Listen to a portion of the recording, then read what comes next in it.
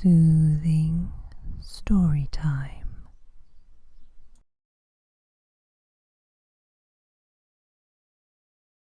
The seventh Pullet. It's not the daily grind that I complain of, said Blenkinthrope resentfully. It's the dull, grey sameness of my life outside of office hours. Nothing of interest comes my way, nothing remarkable or out of the common. Even the little things that I do try to find some interest in don't seem to interest other people. Things in my garden, for instance. The potato that weighed just over 2 pounds, said his friend Gorworth. Did I tell you about that? Said Blenkinthrope. I was telling the others in the train this morning. I forgot if I told you. To be exact, you told me that it weighed just under 2 pounds, but I took into account the fact that abnormal vegetables and freshwater fish have an afterlife in which growth is not arrested. You are just like the others, said Blenkinthrope sadly. You only make fun of it. The fault is with the potato, not with us, said Gorworth. We are not in the least interested in it, because it is not in the least interesting. The men you go up in the train with every day are just in the same case as yourself. Their lives are commonplace and not very interesting to themselves, and they certainly are not going to wax enthusiastic over the commonplace events in other men's lives. Tell them something startling, dramatic, piquant that has happened to yourself or to someone in your family, and you will capture their interest at once. They will talk about you with a certain personal pride to all their acquaintances. Man I know intimately, fellow called Blenkinthrope, lives down my way, had 2 of his fingers clawed clean off by a lobster he was carrying home to supper. Doctors say entire hand may have to come off. Now that is conversation of a very high order. But imagine walking into a tennis club with the remark, I know a man who has grown a potato weighing 2 1/4 pounds. But hang it all, my dear fellow, said Blenkinthrope impatiently, haven't I just told you that nothing of a remarkable nature ever happens to me? Invent something, said Gorworth, since winning a prize for excellence in scriptural knowledge at a preparatory school, he had felt licensed to be a little more unscrupulous than the circle he moved in. Much might surely be excused to one who in early life could give a list of 17 trees mentioned in the Old Testament. "What sort of thing?" asked Blenkinthrope, somewhat snappishly.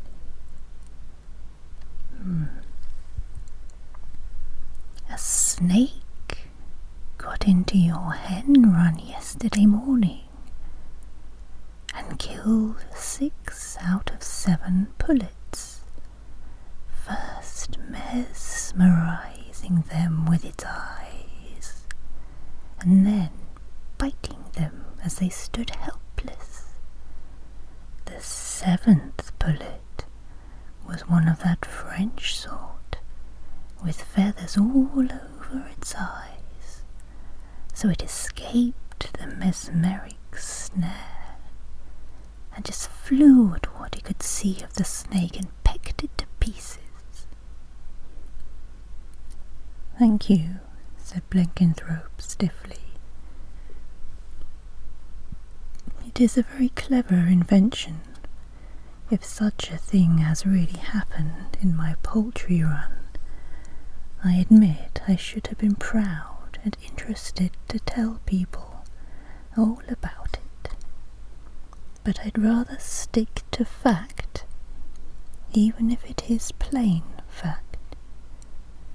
All the same, his mind dwelt wistfully on the story of the 7th pullet. He could picture himself telling it in the train, amid the absorbed interest of his fellow passengers.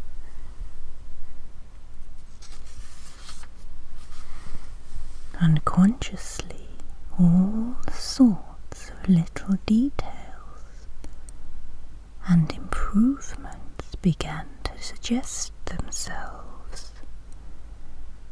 Wistfulness was still his dormant mood when he took his seat in the railway carriage the next morning. Opposite him sat Stevenham, who had attained would recognize Bevet, of importance through the fact of an uncle having dropped dead in the act of voting at a parliamentary election. That had happened 3 years ago, but Stevenham was still deferred to on all questions of home and foreign politics. "Hello, how's the giant mushroom, or whatever it was all the notice Blenkinthrope got from his fellow travellers. Young Duckby, whom he mildly disliked, speedily monopolised the general attention by an account of a domestic bereavement. Had 4 young pigeons carried off like a whacking big rat. Oh, a monster he must have been. You could tell by the size of the hole he made breaking into the loft. No moderate-sized rat ever seemed to carry out any predatory operations in these regions. They were all enormous in their enormity. Pretty hard lines that, continued Duckby, seeing that he had secured the attention and respect of the company. 4 squeakers carried off at one swoop. You'll find it rather hard to match that in the way of unlooked-for bad luck. I had 6 pullets out of a pen of 7 killed by a snake yesterday afternoon, said Blenkinthrope, in a voice which he hardly recognised as his own. By a snake? Came an excited chorus. It fascinated them with its deadly, glittering eyes, one after the other, and struck them down while they stood helpless. A beridden neighbour, who wasn't able to call for assistance, witnessed it all from her bedroom window. Well, I never, broke in the chorus with variations.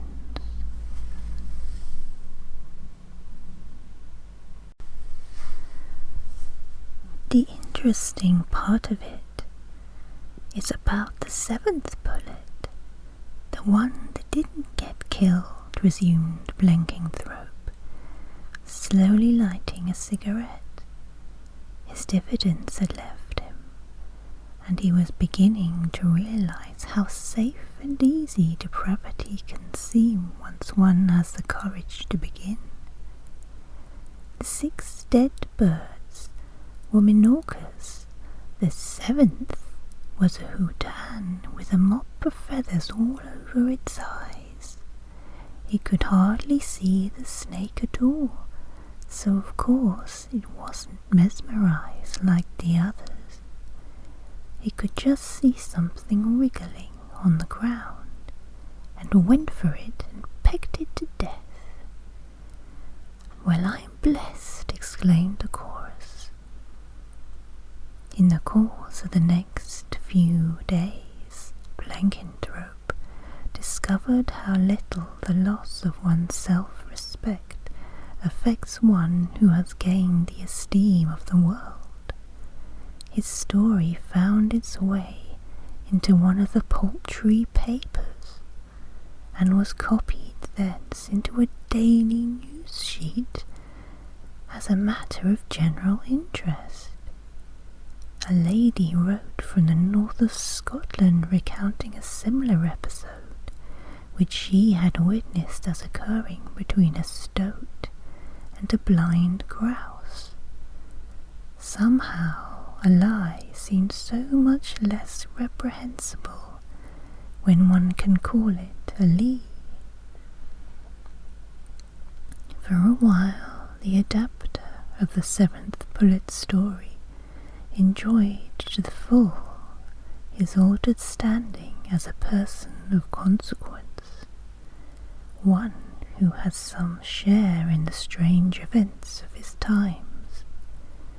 Then he was thrust once again into the cold, grey background by the sudden blossoming into importance of Smith Paddon, a daily fellow traveller whose little girl had been knocked down and nearly hurt by a car belonging to a musical comedy actress. The actress was not in the car at the time, but she was in numerous photographs which appeared in the illustrated papers of Zotto Dobreen inquiring after the well-being of Maisie, daughter of Edmund Smith Paddon, Esquire. With this new human interest to absorb them, the travelling companions were almost rude when Blenkinthrope tried to explain his contrivance for keeping vipers and peregrine falcons out of his chicken run. Gorworth, to whom he unburdened himself in private, gave him the same counsel as therefore. Invent something. Yes, but what? The ready affirmative coupled with a question betrayed a significant shift of the ethical standpoint. It was a few days later that Blenkinthrope revealed a chapter of family history to the customary gathering in the railway carriage. Curious thing happened to my aunt, the one who lives in Paris, he began. He had several aunts, but they were all geographically distributed over Greater London. She was sitting on a seat in the Bois the other afternoon, after lunching at the Rumanian Legation. Whatever the story gained in picturesqueness for the dragging in of diplomatic atmosphere, It ceased from that moment to command any acceptance as a record of current events. Galworth had warned his neophyte that this would be the case, but the traditional enthusiasm of the neophyte had triumphed over discretion. She was feeling rather drowsy, the effect probably of the champagne, which is not in the habit of taking in the middle of the day. A subdued murmur of admiration went round the company. Blenkinthrope's aunts were not used to taking champagne in the middle of the year, regarding it exclusively as a Christmas and New Year accessory. Presently a rather portly gentleman passed by her seat, and paused an instant to light a cigar. At that moment a youngish man came up behind him, drew the blade from a stored stick, and stabbed him half a dozen times through and through. "Scoundrel," he cried to his victim, "you do not know me. My name is Henri Leturc." The elder man wiped away some of the blood that was splattering his clothes, turned to his assailant and said, "And since when has an attempted assassination been considered an introduction?" Then he finished lighting his cigar and walked away.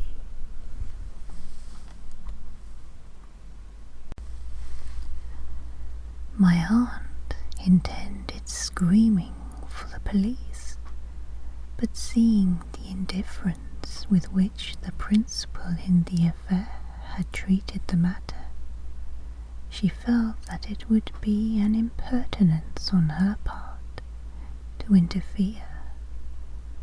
Of course, I need hardly say she put the whole thing down to the effects of a warm, drowsy afternoon and a legation champagne. Now comes the astonishing part of my story. A fortnight later, a bank manager was stabbed to death with a sword stick in that very part of the Bois. His assassin was the son of a charwoman formerly working at the bank, who had been dismissed from her job by the manager on account of chronic intemperance. His name was Henri Leturc. From that moment Blenkinthrope was tacitly accepted as the Munchausen of the party. No effort was spared to draw him out from day to day in the exercise of testing their powers of credulity, and Blenkinthrope, in the false security of an assured and repetitive audience, waxed industrious and ingenious in supplying the demand for marvels. Duckbury's satirical story of a tame otter that had a tank in the garden to swim in, and whined restlessly whenever the water rate was overdue, was scarcely an unfair parody of some of Blenkinthrope's wilder efforts. And then one day came Nemesis. Returning to his villa one evening, Blenkinthrope found his wife sitting in front of a pack of cards, which she was scrutinizing with unusual concentration.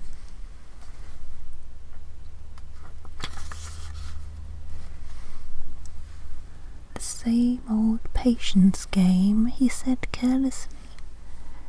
"No, dear, this is the death's head patience, the most difficult of them all. I've never got it to work out, and somehow I should be rather frightened if I did. Mother only got it out once in her life. She was afraid of it too. Her great aunt had done it once and fallen dead from excitement the next moment, and Mother always had a feeling that she would die if she ever got it out. She died the same night that she did it. She was in bad health at the time, certainly, but it was a strange coincidence. "Don't do it if it frightens you," was Blenkinthrope's practical comment as he left the room.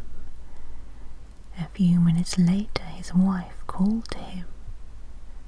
"John, it gave me such a turn. I nearly got it out, only the 5 of diamonds held me up at the end. I really thought I'd done it." "Why, you can do it," said Blenkinthrope, who had come back into the room. "If you shift the 8 of clubs onto that open 9, the 5 can be moved onto the 6. His wife made the suggested move with hasty, trembling fingers, and plied the outstanding cards on the respective packs. Then she followed the example of her mother and great-grand-aunt. Blenkinthrope had been genuinely fond of his wife, but in the midst of his bereavement, one dominant thought obtruded itself. Something sensational and real had at last come into his life. No longer was it a grey, colourless record. The headlines, which might appropriately describe his domestic tragedy, kept shaping themselves in his brain. Inherited presentiment comes true. The death's head patience, card game that justifies its sinister name in 3 generations.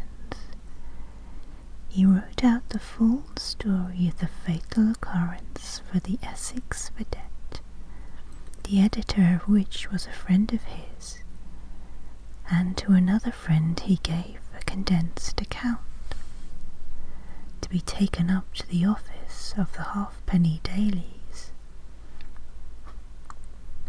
But in both cases his reputation as a romancer stood fatally in the way of the fulfillment of his ambitions.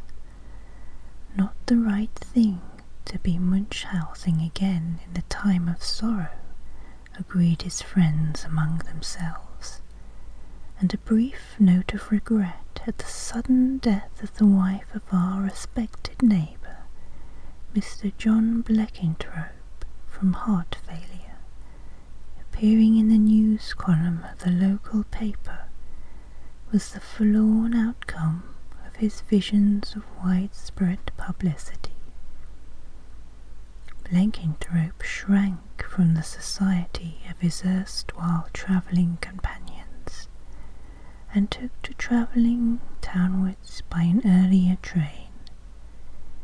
He sometimes tries to enlist the sympathy and attention of a chance acquaintance in details of the whistling prowess of his best canary or the dimensions of his largest beetroot. He scarcely recognizes himself as the man who was once spoken about and pointed out as the owner of the 7th Pullet. The end.